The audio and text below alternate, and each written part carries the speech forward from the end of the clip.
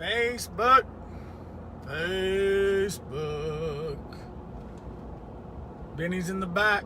Facebook. Single eye is a non-dualistic eye. It's single. Hang on, let's see if I can show y'all Benny. Benny. There he is. There he is. Big Benny's in the back, rolling with me again. We're down in South Alabama. Hey, Monica. I got a testimony. I wanted to come on here this morning. I'm staying down at my parents' house. I'm down in South Alabama right now. And my grandmother, hey, Miriam, my grandmother, Deborah, lives with my parents now. She just turned 84 a few days back on Friday, actually the 21st. And my grandfather passed a little while back, and so she moved in, and my parents, she's living, in the grandmother's suite, I guess. My old room in the back of the house. But, so, most of you that catch me on here know the message I preach and teach about, and this message of oneness and who we are, and, as He is, I am. Right now, I exist right now as He is. Not waiting to be, not gonna be, not becoming, not attaining, not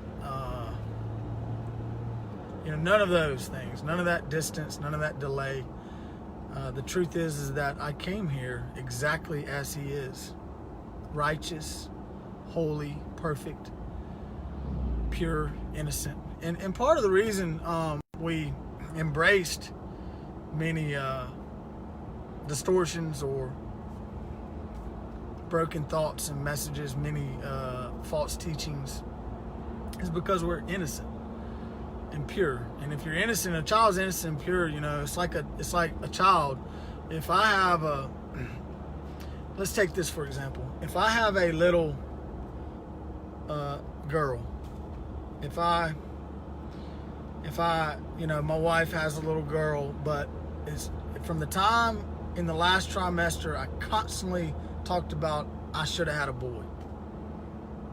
Don't want a girl, should have had a boy. So what science has proven is that from the last trimester in the womb all the way till about 6, 7, maybe 8, is that you're in this state of hypnosis. And in this state, you are being taught by the environment that you come into. So your family plays a big role. The things that are on the TV play a big role. The schools you go to and the things you're taught in school plays a big role. Your friends and peers during this time period all play a big role. And heck, the church knew this. The Jesuit priests knew this. They said if you give us a child at birth till 6 or 7, we'll have this child for life. They knew that you could program people and indoctrinate people because of the innocence now. So if I have this girl, and from the last trimester, I start, I didn't want a girl, I only want a boy, and so already in the last trimester, my child is being programmed to be a boy. And when she comes out, I never tell her she's a little girl. I only do things that I do with little boys. Matter of fact, I dress her like a little boy. Matter of fact, I tell her she is a little boy. All the way up till she's 6, 7 years old. Dress her like a boy. Act like a little boy. I tell her she's a little boy. I name her a little boy's name. So, because she's innocent and pure, she embraces the message that I've brought to her. And we made it that way. God made it that way in order so that we'd be prepared for the environments we come into, first off. So the last trimester, you're already being prepared for the environment that you're about to be birthed into. So my little girl has been programmed and really indoctrinated with the message of being a little boy. Now she will believe she is a little boy until one day, just as the ugly duckling was never the ugly duckling. The ugly duckling was always a beautiful swan. And it was that day that the ugly duckling and my little girl looks down into the calm, still waters of reflection. And the ugly duckling and my little girl sees their true selves. Now, this true self is who they had always been. That she looks down into the calm, still waters of reflection within herself. She realizes that I am a beautiful princess. I'm a beautiful woman. This is who I am. I'm perfect. I'm a beautiful expression of my Father. You could say my mother, source. You could say spirit, breath, God. And I am just as I am. I'm existing perfectly as this expression right now. I don't have to gain it. In a sense, I just have to realize and awaken. I have to see that, man, this is who I am. And then there's many voices that come of accusation and adverse voices and thoughts from within that try to tell us that we aren't, but based off of our circumstances and situations and off the surroundings. That we are, we have been so used to living by the external. So when we hear that and resonates, that this is who I am. And a lot of times it comes by a message you hear from someone else like me or someone else, and all of a sudden it resonates and the light goes off and you go, whoa, I've always been perfect. I've always been whole. I've always been blameless. I've always been righteous. I've always been just as He is. I've always been the perfect image and exact likeness of God. I have always been the outpressing of God.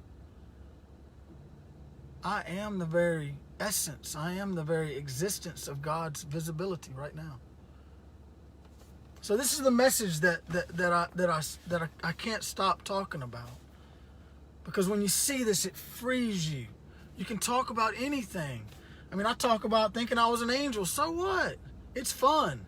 I have dreams and visions, and God tells me the coolest stuff. And because I have constant questions. And the questions are good, and they're good. We're expanding or we're unfolding as we become aware of who we've always been. And so, my grandmother hears this from me. They all hear it from me constantly. And because I just can't stop talking about it. It's the truth. And it's so freeing. And it lets us be who we are. In all our unique, funny little, quirky little things, about us, which are all the uniqueness of God as an individual. Everything about us is good and awesome. And everything about everything, and what this message does is it levels the playing field. It brings the valleys up high and the mountains down low. It makes us equal with all things because we're one with all things. I'm one with you. You're one with me. We are family. I'm in you and you're in me. We are connected as the body of God. You're a part of me and I'm a part of you. That tree is a part of us. It puts a level of responsibility in us that it's not something you have to try to do. It's now I respect and honor the life that is in that tree. I don't want to harm it. I don't want to cut it down unless I've been given permission to cut it down. Unless I've asked and said, is it okay that we cut you down and use you for this over here? It's still life. There's life in the house. The house came from the tree. See what I'm saying here? So it equals everything. It puts us in harmony, and it makes us 100% responsible. So we're not just pillaging and ravaging the earth and people and taking and stealing and killing and destroying. So this morning, a friend of mine, now look how this sets up. A friend of mine wrote a book called You Are God. And I go to church with him when I used to go to church. He's the worship leader. Super cool. Him and his wife wrote this book, You Are God. And he's been telling me about it, and he said he was going to send me the book when he finished it. So he sends me the book, and I get it in the mail, and I head down here on Saturday to my parents' house. And this morning, Monday morning, I said, I'm going to start reading this book. And I was up early, and I really wanted to get into it. And it's an awesome book. And since I've been reading it. And my grandmother gets up, and she sits down, and she looks like a little bit confused. And she sits down, and she's like thinking. I can tell she's thinking real deep. And she says, Alec, there was a lady that came and spoke to us once, and she said that when you get old, sometimes when people get old, they can look in the mirror and not even know who they are. And she said, this morning I got up and I heard this question within me, and I asked, who am I? Whew. Who am I? And the book I was talking about, I posted a picture of it. Dr. K, I'll repost it. And but so I'm reading this book, You Are God, and my grandmother says, "Who am I?" And I wanted to say, "I know who you are," but I just sat and listened. And she began to say, "Well, I have children. I have grandchildren. I'm a mother. I'm blessed. I even have great-grandchildren." And she said, I'm extremely blessed. And she said, and she looks over and she said, what is that book you're reading there? In the middle of this. I said, well, it's a book a friend of mine wrote. It's called You Are God. And I kind of read up the back of it, and I tell her it's him and his wife, and I tell her about the book, a little bit about what I know about the book off the back of it. And she goes back and she starts thinking real deeply. And then she looks over at me and she says, I can see how that's true. I constantly ask for God to guide me and lead me and teach me. And I know God is inside of me and one with me, so what you say is true. And my grandmother was raised up Baptist. And all of a sudden, she starts telling me about all these songs she learns. I'm so happy I was raised Baptist. They taught us all these songs about God is love, and she starts remembering who she is based off of all these songs and scriptures that she's been reading for years and years and years. That she is the very God source that she came out of. Now she sees it in her own way. She sees that God's within her and she's one, and therefore she is love, and she's these things. And she looks over at me. It was the coolest thing, and we start talking about it, and I start talking about this examination with the VA for PTSD, and I said, I'm just gonna let them have it. I'm just gonna tell them the truth that I hear a voice that guides me, and sometimes I hear my own voice, and sometimes I hear this deep inspirational voice, and I see angels and things like that, and I said, I'm just gonna let them have it. They're probably gonna think I'm really crazy. And she said, well, Alec, I think you got that from me, because I hear the voice too. And I said, we must come from a long line of people that hear the voice of God. And they'll probably ask me that question. But anyway, so we laughed for like 5 or 10 minutes. And it was the most amazing, beautiful thing, because she starts remembering these songs and even singing them. And all these scriptures and things, and it was like bam, bam, bam, bam, bam, going off. And she was, the very question she got asked, the answer she got right when she sat down by reading the edge of the book where it said, You Are God. And we talked a bit, and she looked at me and she said, you know what, Alec? I think me and you were supposed to have this conversation this morning. And I think that question came from God. And I got my answer.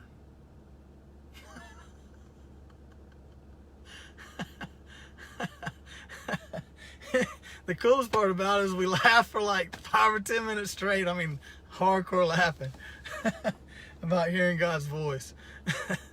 But anyway, I wanted to share that with you. And it's just an amazing thing. We are together with all things. And this is God. All these unique, perfect expressions of God's uniqueness as an individual and as individuals. We're all equal. We're all family. Even the nature and the trees and the birds, all these things. We have to treat things as they are and honor the very life source that's within everything. Everything. I mean everything. So peace. I hope you all have a great day. I love you all. And it's a great time. People are waking up left and right.